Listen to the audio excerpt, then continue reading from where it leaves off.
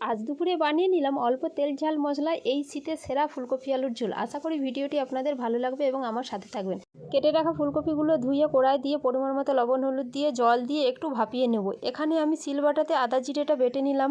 ফুলকপিটা কিছুক্ষণ আমার ভাপানো হয়ে গেছে, তুলিয়ে নিলাম। কড়াই তেল দিয়ে আলু দিয়ে পরিমাণ মতো লবণ হলুদ দিয়ে লাল লাল করে ভেজে তুলে নিলাম। আবারও কড়াই তেল দিয়ে ফুলকপিগুলো দিয়ে লাল লাল করে ভেজে তুলে নিলাম। মশলা কষার জন্য কড়াই আবারও তেল দিয়ে শুকনো লঙ্কা তেজপাতা গোটা জিরে ফোড়ন দিয়ে আদা দিয়ে কিছুক্ষণ নেড়ে চেড়ে টমেটো দিয়ে একটু নেড়ে চেড়ে জিরে বাটা দিয়ে দিলাম। পরিমাণ মতো লঙ্কা গুঁড়ো লবণ দিয়ে মশলাটা খুব সুন্দর করে কষিয়ে নেব। আমার ভিডিওগুলো কে কোথা থেকে দেখছেন অবশ্যই কমেন্ট করে জানাবেন। মশলা থেকে আমার এখানে তেল ছেড়ে গিয়েছে, ফুলকপি আলুগুলো দিয়ে মশলার সাথে খুব সুন্দর করে কষিয়ে জল দিয়ে দেবো। এই দেখুন বন্ধুরা, জল দিয়ে দেওয়ার পর কত সুন্দর কালার এসেছে। এখানে আমি কিছুক্ষণ ফুটিয়ে আলুটা সেদ্ধ হয়েছে কিনা দেখে নামিয়ে নেব। আজকের রেসিপিটি আমার শাশুড়ি মায়ের শেখানো, দেখতেও অসাধারণ, খেতেও হয়েছিল অসাধারণ। এই শীতে সেরা স্বাদের নিত্য নতুন রেসিপি দেখার জন্য আমার চ্যানেলটি অবশ্যই